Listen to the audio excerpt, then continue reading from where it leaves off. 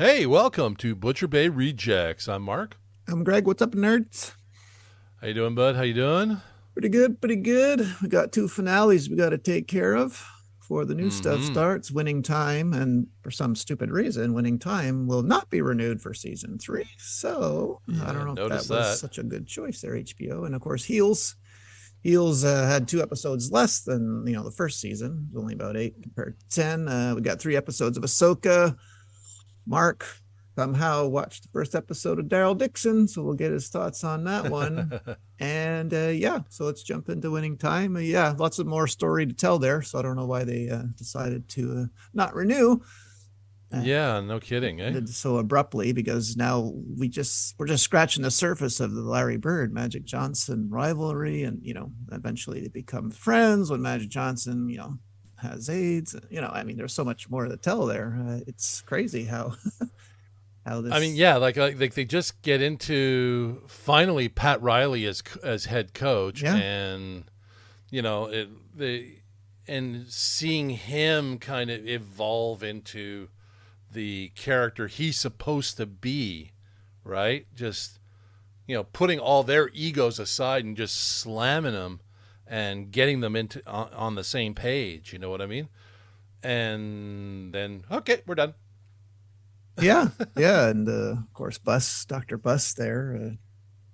Turns out he didn't marry. Well, okay, in his defense, he meant to file the paperwork, but she took Yeah, it. he never filed the paperwork, and that Mm, just kind of like yeah, sent everything into a but tailspin yeah, there. but she was more of the, she was a gold digger. She didn't have to do what she was. Well, I yeah, I mean, mean, come on.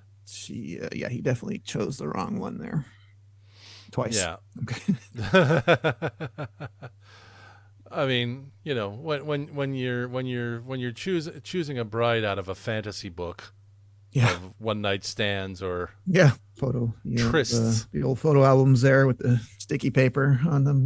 Okay. Yeah, exactly. So, and like you said, it's like they're yeah, they were building up to that first Celtics Lakers playoffs where it was just like back and forth, back and forth, Yeah, back they and give you forth. all that information in the last episode. How like either the Boston Celtics or the Lakers were peered in like 10 years of finals and or against each other, right? Yeah, exactly. And you get all at the end you get all those credits with what everybody did, and I was like, really? You Yeah. you you you're going there? Paul Westhead actually took the system to a university and it worked there. Westhead, Marshmallow, Yeah. but Yeah. yeah, no, I mean, there was so much drama going on in that last episode. I almost thought we weren't going to get the final game in. Yeah, You exactly. know, you know, it's like everything's going super crazy. There's just all this emotion and tension and Yeah. everything up in the air. And yeah, it's been a good run. See ya. Yeah. And I loved whenever the Lakers had to go back to Boston and play. And at one point, they turn off the AC. Everyone's Oh sweating. yeah. The announcer's talking with a cigarette in his mouth. He's shirt is open. He's got the headphones on. He's like, this is our and, type of game here. Like, oh my God. and Red R boxes. Yeah. You Yeah. turn the water back on. Yeah, Yeah. just the hot. Good man. Yeah, Like I, fuck. I remember reading there was also parts on that parquet floor of the Boston Garden because it was so old that each player knew where it would kind of dent if you put your weight on it. So they would actually Yeah. lead the dribbler there on the Lakers, and they would double team. I mean, they had everything working for them. Of course, they had to escape with their lives, whether they won or lost a game. Jesus, Yeah. or out of that shot where Kareem punches out someone, on Yeah. shoulders. Yes, this really happened. Okay. Well, you know what? I mean, for like it's such a volatile time, and exciting time in that franchise, right? So it's like, man, you could have gone a lot more. I wonder if outside influences said, "Okay, cut this shit out." I don't know. It's a great show. I don't know. I mean, the second season, that's when they put the disclaimer: some events may not have happened. Yeah, but most of it did. Okay. Yeah. No kidding. No kidding. But yeah, no, it's too bad because I mean, the way it was shot, the way it was produced, and everything really gave you that '80s feel, and it was wonderful. It was great. You know, like you felt like you were there. But yeah, no, I think they left a lot of things hanging, trying to, I guess you could say, dot the I's and cross the T's with all the little tidbits at the end, you know. But yeah, they could have done so much more. Yep. Yeah. Well, maybe someone else will pick them up. Who knows these days? Sometimes a show doesn't really die, it just goes to another streaming service. So we'll keep our eyes out. You think it might have been because it was expensive? Like just to portray that era and that period? Oh, I mean, I did, sure. I mean, crowd scenes, some might have been CGI. Looks like they did a lot of, had a lot of extras during those basketball scenes, right? But oh, yeah. I just thought everyone was, the actor who played Kareem, the actor who played John, I mean, Bird, the actor who played Larry Bird was so good, like, oh, yeah, Jesus. that little scene with his mom. yeah. And that's what I'm saying. When they shot that, a soft drink commercial, they shot it on Larry's farm, and that's when they started getting along. He goes, I asked him in for lunch, and of course he charmed my mother. Of course he did, and she loves him. He goes, I like Irvin. I don't like Magic too much, but I like Irvin Johnson. So this is that was the start of their friendship. So I was hoping to see that, season 3, but no. Yeah, no kidding. Well, folks, if you ever want to check out there is a documentary in all this, so you can check it out. It's a really good documentary. Larry Bird and Magic Johnson. Let's get into some heels there. That was a kind of a shocking finale there. Even though can't get up. Even though his dad's ghost told him, "You're not a flyer. Yeah. You're not a flyer." So does that mean he's going to get sued or not sued because he's injured? He didn't stick to the script. I'm not sure. I mean, there's a lot of a lot of play, and plus there's also the fact that Continuum wants to merge the two, right? So they want to sign them both up and then just pit them one against the other. Yeah, just for the ratings. So it's like didn't matter who won, right? If Gully got his way or Jack did his way. Continuum's going to throw that monkey wrench in and kind of screw everybody over. So, we'll have to wait till season 3 to figure out what's going to be. But the Condemned. Condemned. I love that entrance where he's just kind of perched on the turnbuckle right behind Gully. Yeah, doing a little Batman homage, you could say. Yeah. But no, I mean everything leading up to that was just was well done. All the turns and the heels and the flipping and flopping and all that shit. Just no, you never think like a wrestling show would do so well, but it's like, wow, this is cool. Yeah, no, it no announcement yet if they're getting a season 3, but when you end a show like that, you darn well better get one. I mean, yeah, no, I mean, there's still like so much story to tell, right? So it's like, when Willie finally says, "Okay, you want to know what all is this?" and they say like, "Here's the Spade Farm," like all the different things that she did for tax write-offs and all that sort of shit. That Stacy was all looking for. It's like, what have you gotten us into? He said, well, here you go. It's a garden in the back, but hey, it's the farm. Just to get a tax write-off for the Duffy Dome. Yeah. Which actually, you got to think about it. That's pretty fucking smart. I wonder whose idea it was. Probably Willie, because she was smarter than Tom Spade. So, but like Ace getting shit thrown at him, and oh god, yeah. working in the old age home there. Yeah, and he still went back. To his credit, he nor anyone else would have like, see you. I don't need this shit. Yeah, No pun intended. got in his mouth, he said, and he still showed up for work the next day. Yeah. Bigger man than us, Ace. Yeah. And he sees the guy die, another guy die, and he's gone like super philosophical, eh? Yeah. That character.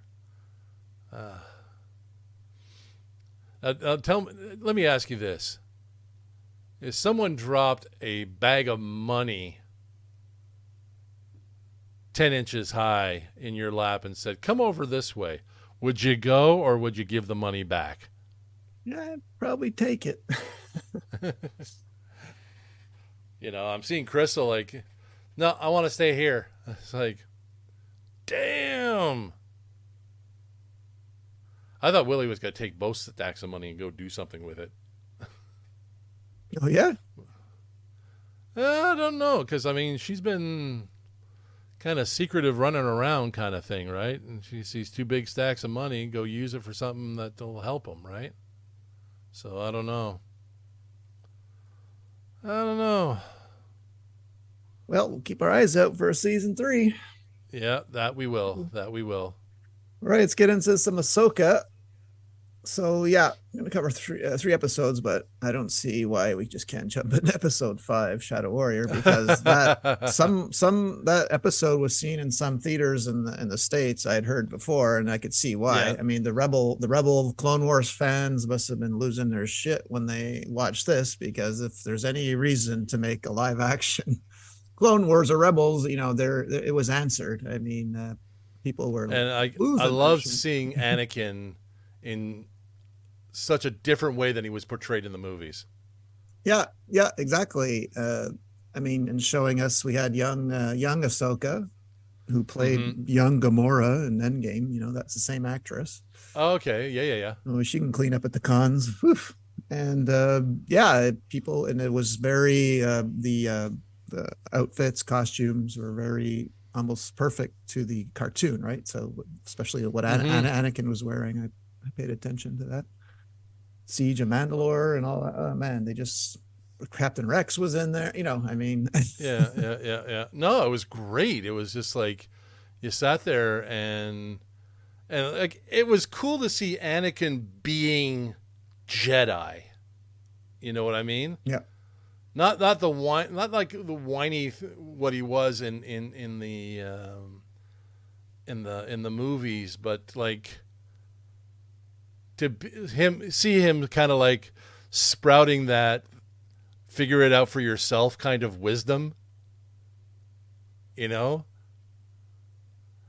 here because of this. Think about it. Like that kind of thing, and it was just like you never got to see that part of him. Yeah, so that's why another reason. Yeah, people were loving that, and so did he, because he had a great time. I read an article. I saw a few articles saying that it was sort of like his redemption. Yeah, a little bit.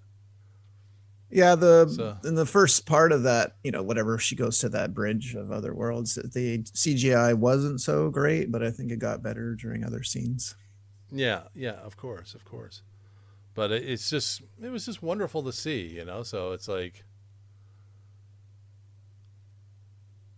and it's just like, okay, how could Anakin produce such a, I guess you could say, wise Jedi like Ahsoka, Because she is wise. She is very, very wise in how she thinks and how she moves and how she thinks. Maybe a little stubborn here and there, but it's interesting to see. And then you see that sort of like related to how she deals with Sabine, right? So it's all good. Yeah. Come on, it's all good. I know that we finally get to see Thrawn, played by the same actor who voices them. We got to see these 3 Red Night Witches. It was that new Enoch, that new trooper who kind of face mask looks like those 3 sisters. Now, tell me something. Did you think that might have been Ezra Bridger?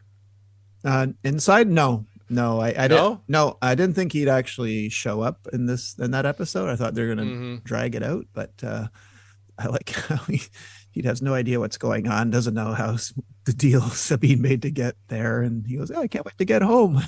She's just like, we'll talk about that later. And we have galaxy jumping space whales. Yes, the Perdue. Yeah, don't get me.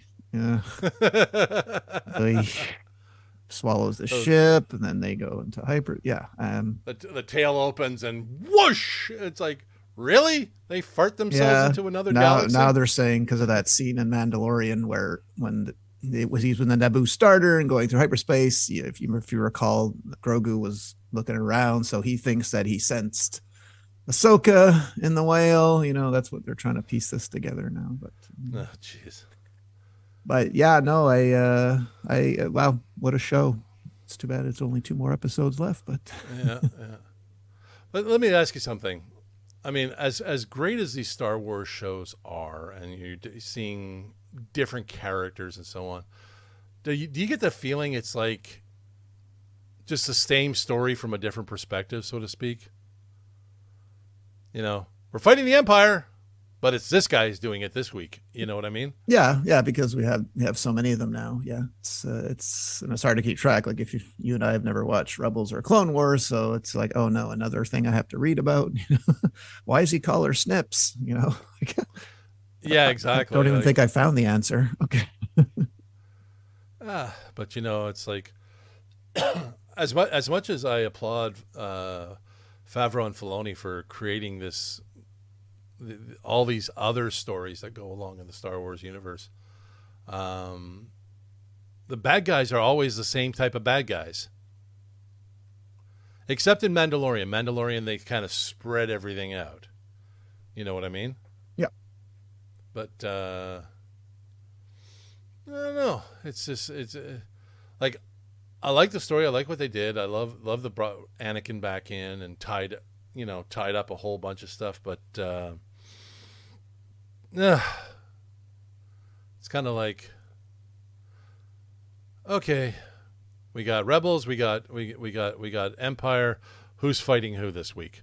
Yeah. But I guess we'll see.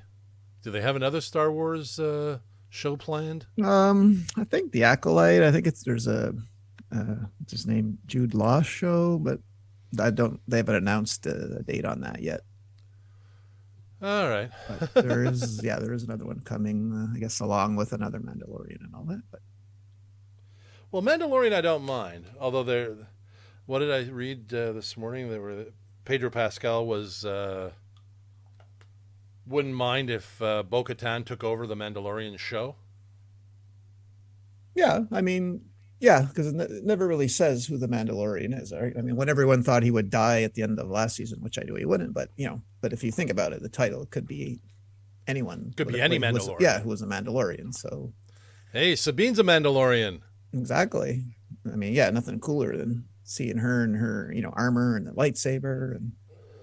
Yeah. A Mandalorian that a guy can actually pick up their lightsaber. Yeah, exactly.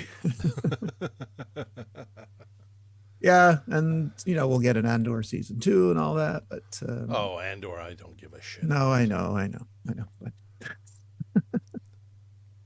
but yeah, nothing. We don't have a date of the next Star Wars show out now. It'll be 2024 anyway. Yeah, everything's 2024 now. Yeah, they keep pushing the dates on everything. I mean, I'm not going to condemn the writer's strike because they should get what they deserve. They too many greedy people at the top. Yeah. Studio execs think they can. Yeah, I'll give myself $30 million this year. Yeah.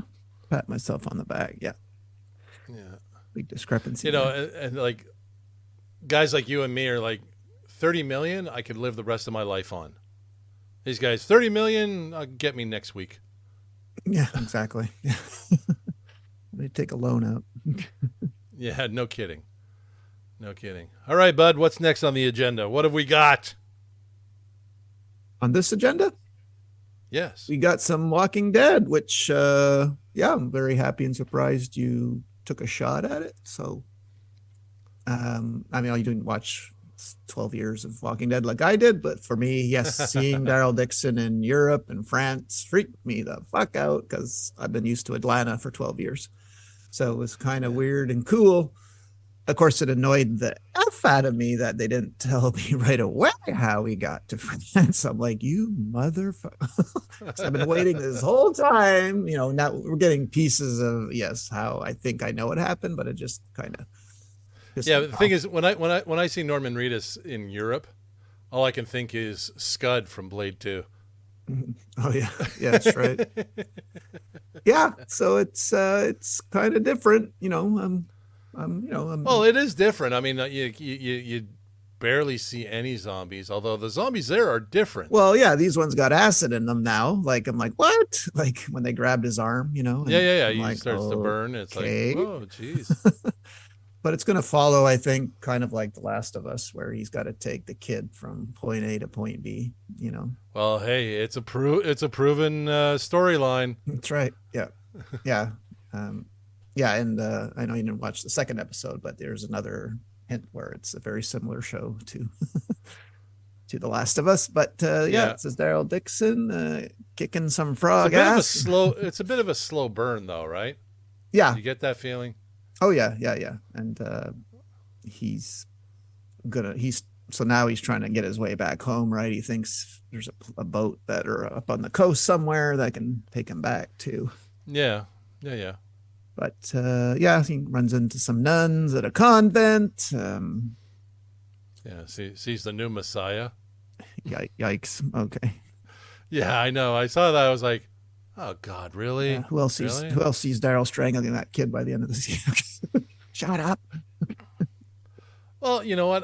Like I said, it's they got to do a lot to establish the environment, right? It's not like it's an easy thing because it's Europe. It's a whole different thing, especially for him because, what does Daryl know about Europe? Yeah. Right. Yeah. He's a classic American that only speaks English. So he's not going to learn the language or bother to. Okay. And they, American in France, like the French don't have enough animosity towards North America. Yeah, exactly. Yeah. Throw him into that environment. He'll be pretty easy to spot, Well, yeah, there's that. And there's also just the, you're American. Yeah, but of course he can take all the tricks. Like for all I know, they've never heard of. At one season they had these people that actually skinned the faces of the walkers in hair, and they wore them, and they moved slow. Okay, so that was the way they blended in. So right. They probably never even occurred to them to do that. So Daryl, we'll see if he brings out the tricks that he learned during his 12 years. Maybe. And of course, anyone still alive in France this long is a killer like Daryl. So I don't think anyone, 12 years after the apocalypse is going to be a pushover. Well, you have that little rogue army group there that's kind of running around, kind of running things, right? Yeah. A la Negan kind of. Yeah, that's right. So, but they've already approved season 2 even before the first episode aired. So really? I don't know if you'll get home right away. Yeah. Well, my guess is it's going to take a while too. I think home is like final season. Yeah. So if they're doing a season 2, yeah, I think we'll still be in France or maybe some other part of Europe. There's story to tell. Yeah. So. Yeah. But yeah, I'm a fan of The Walking Dead, so I'll watch it to the bitter end. This sucks, but I gotta watch it. Yeah. Oh, I'm glad they're continuing. I mean, we got season 2 of Maggie and Negan there, Dead City. So. Mm-hmm. Yeah. Well, you know what? It's. I think the individual stories are a lot more interesting than the group stories. So it'll be interesting to see. We'll see what they can do with it. See how much they can expand and give something interesting. Yeah. And in entertainment news, I don't know if you watched it, but we finally got the trailer for Kurt Russell's weekly Godzilla series on Apple TV Plus called Monarch Legacy of Monsters. So Kurt Russell, yeah, his son Wyatt Russell in a weekly Godzilla show. Yeah, I'm in. So Monarch, from the movies, is the company that does all the, whatever research into these monsters. So it's continuing that story, but yeah, it's pretty cool. Now we'll get a weekly Godzilla TV show starting on November 17. And here's something interesting and odd. So last Halloween, we watched Werewolf by Night on Disney Plus. Yeah. Well, this year they've colorized it. So it will not be in black and white. So if you want to watch it in color, you may do so. But it's not a new story. No. Just they thought, you know what? Let's show them what it looks like in color. And if you want, next time we can review The Continental because it just came on Amazon Prime. Yeah, I saw that this morning. And, so we should be able. I'm about halfway, so it's pretty good so far. And we should be able to get our hands on Blue Beetle. Yeah, Blue Beetle, and of course next week Survivor season 45. Can't believe I'm saying that. Starts next week. All right. Yeah, and Gen V on Amazon. The Boys spinoff also starts on Amazon Prime on the 29th. Cool. So Gotta watch Indiana Jones. I gotta force myself to do it. Yeah, you watched them all. You got to watch the last one. Yeah, exactly. Is as good as the first? Hell no, nothing is. But no, if you know that going in. It's better than the last one, the Kingdom of the Crystal Skulls. Yes, I liked it better than that one, but I just laugh because recently I saw a clip of Big Bang Theory where they point out the flaw in Indiana Jones in Raiders. Well, saying that, yeah, talking about how nothing Indiana Jones ever does influences the end of them. Like they still open the arc. Nazis still open it and they all die. Yeah. Well, this is why I never call it a perfect movie. It is one of my favorite movies, but for me, it's that damn submarine scene. Okay. Because any submarine would have dove a bit. So the periscope, you know what I mean? Like that scene always bothered me. And actually in a Big Bang Theory, they hint at some deleted scene that explains that. That's not true. I researched that. So that's why it's a near perfect movie, just for that one scene. Yeah. No, it seemed a little far-fetched, but no, I love that. No, that movie still stands up to me. I mean, like, oh, of course it does. Best action movie of all time. Of course it does. It's Indiana. It's Raiders. You can't go wrong with Raiders. No, everything about that movie, from the score to Harrison Ford. I mean, it's just perfect. Near perfect. Sala. I am the monarch of the sea. Yeah. So Todd Stashwick was at a con with him, and he made him sing the song. And, oh, really? Yeah, and Sala was trying to get him to sing. He goes, you don't know the words. Oh, man. And yeah, we got Loki season 2 on October 6th. Yeah, that's coming up. That's going to be good. Yeah, that's the next Marvel installment. And we have Millie Bobby Brown's Dragon movie coming out on October 13th on Netflix called Damsel. So kind of an action movie, and she's got to slay the dragon. She's just all over the place, isn't she? She is. Yeah. All right. That's all I got for news, sir. That's all we got. Yep. All right, gang. Tune in next time when we talk about all the shit we just said we were going to talk about. This has been Butcher Bay Rejects. I'm Mark. I'm Greg. See you next time, nerds. Have a good one. Bye. You can find us on all our social media. You can search Butcher Bay Rejects on YouTube, at Bay Rejects on Twitter, at Butcher Bay Rejects on Facebook, as well as at Butcher Bay Rejects on TikTok. You can also find us on our website, butcherbayrejects.com. And you can find us on all the podcast platforms: Apple Podcasts, Google Podcasts, Spotify, Amazon Music, Alexa TuneIn, iHeartRadio, and Pandora. Thank you for listening, and tune in again.